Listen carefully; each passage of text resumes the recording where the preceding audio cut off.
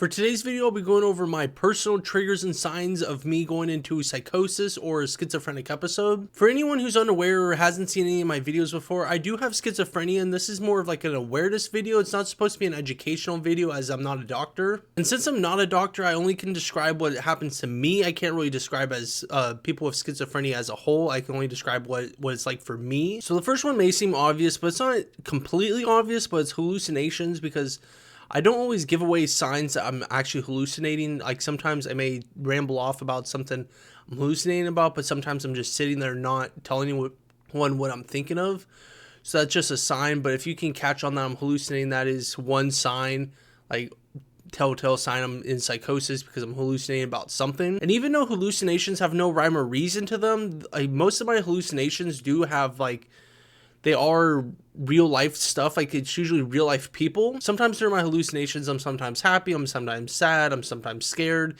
It all really depends on just whatever my body feels like, because there's, like I said, there's no rhyme or reason to the hallucinations. They just sort of happen. And the best thing for people around me to do while I'm having these hallucinations is to give me to take extra medication, because I do have emergency medication for times like this. And what our second sign is for what people should look out for me is if I'm having a blank stare, like if I'm just staring off into nothingness. The blank stare is more of a newer thing for me, because I've mostly been vocal with my hallucinations and psychosis. Like when it's starting to happen, I usually kind of give off other signs that it's happening rather than just sitting there blank stare. But it mainly happens when I'm in a car, or at least when I'm in a public area. I don't know if it's something subconsciously my body doesn't want to freak out when in a public area, but just that's when it normally happens, when I'm in places with other people. And for our third sign to look out for, it's when I start rambling about nothing. This is what more likely happens in a blank stare, but I just start rambling about stuff that doesn't exist or stuff that's never happened before. A good example of something I'll ramble about is about aliens, because I'll start rambling that they're here, or that we found aliens, or just aliens are among us, or just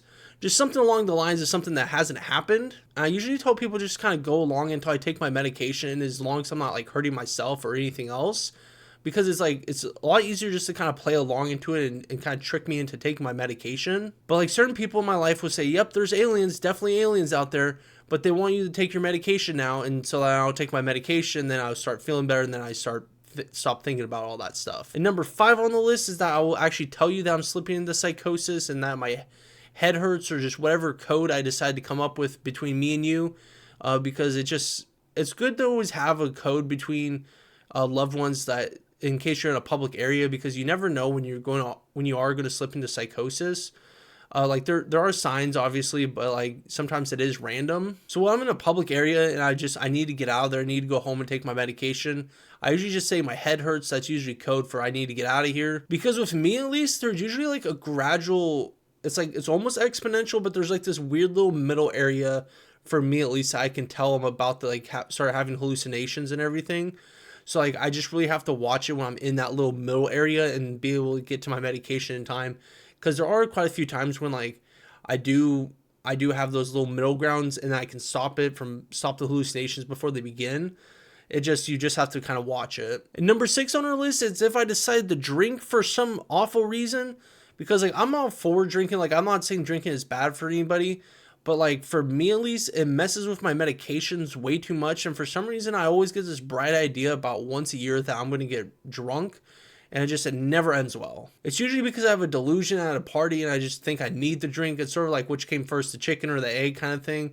And it never ends well. But overall, alcohol, marijuana, and just drugs in general can really affect your medication. So if you do have psychosis or you do have schizophrenia, I would really recommend not doing those things. Our next sign/trigger is something that gets me every time. It's why I can't go to concerts. It's why I can't go to large gatherings, but it's loud situations. If it's seen as loud, I cannot be there. Like it's made it so I can't really go to like too many big parties or social gatherings, because if it's just too loud, like I will slip into psychosis. And but just something about the loud noises just really gives me a headache, and for some reason it just triggers my schizophrenia just most of the time. I'll tell you more ways I avoid psychosis at the end of the video, but the number one way I just kind of avoid psychosis is if I stay in like a calm, quiet environment. And if I do end up going to a social gathering and you do see me kind of take off for a little bit, like go off on my own, that's usually me trying to calm down and try to avoid psychosis, or that I'm in psychosis and I just need to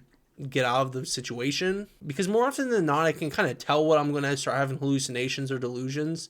I just kind of take myself out of the situation so I'm not in public anymore. Number 7 is medication changes. My medication changes usually do work out pretty well, but just every now and then one just doesn't quite work quite right. And it just usually has to do with the dose. Like I just usually have to go up on a medication or go down on one until I feel better. But overall, it's just a very vulnerable time for me when it comes to psychosis. These next 4 signs / triggers are ones that I don't necessarily notice all the time, and I tend to just have to rely on other people to notice because they kind of slip past me quite a bit. But number 10 is when I eat a lot of food out of stress. I start stress eating. Like I just start eating a bunch of random food and I just can't stop eating. As you can probably tell, I'm kind of a bigger guy, and that's mainly because I just can't control my eating habits, because like it's somewhat to do with medication, because one of my medications gives me a little bit more of an appetite. But then sometimes when I do get stressed out, I just start eating a lot. And with the schizophrenia, I get stressed out quite a bit. So if you catch me eating when I'm like not really hungry, or I don't know why I'm eating, that's usually a sign that like I'm not feeling too good. And usually when I'm eating all that food, I usually start pacing around my house, or I just start pacing it to where I'm at in general. And the pacing slips past me quite a bit because I paced before I had schizophrenia too. I paced around the house quite a bit. But for some reason now when I pace, it's usually not a very good sign, like I'm not feeling very well. So just for some reason, the pacing, I'm just kind of used to it. And so I just kind of have to have people watch me, make sure I'm not pacing too much. Up next, we have when I start talking really fast or when I start talking really slow. Like if I change my speech pattern, there's usually something up. It doesn't happen too much, but it does happen sometimes when I start talking at a million miles an hour. It gets pretty noticeable, and it just sometimes happens. And for number 13 is disturbed sleep. I'm not sure if it's the schizophrenia causing this disturbed sleep, or if it's a disturbed sleep causing the schizophrenia. Like it just sometimes whenever I just don't have a good night's sleep, it's very easy for me to have an episode like in the next day or psychosis, because I kind of do keep track when I slip into psychosis, and it usually happens when I do have a bad night's sleep. It's just something about it just somehow triggers it. And like I said, I'm not a doctor, so I don't know the exact reason why. I've just something I've noticed about it. But the way I avoid psychosis is I stay in calm situations. I don't normally go out into public areas that are that busy, that crowded, something that's going to stress me out. I usually just kind of keep to myself. And with the jobs I have to be mindful of like what kind of job they are. Like I can't have a job where it's too stressful, because then it might trigger an episode. Because if you mix stress with any one of the triggers or signs I listed already today, it would make it that much easier for me to go into psychosis. If you found this video interesting or helpful or just overall entertaining, make sure to like and subscribe, and make sure to comment down below what you want me to talk about next about my schizophrenia. And until next time, see you later.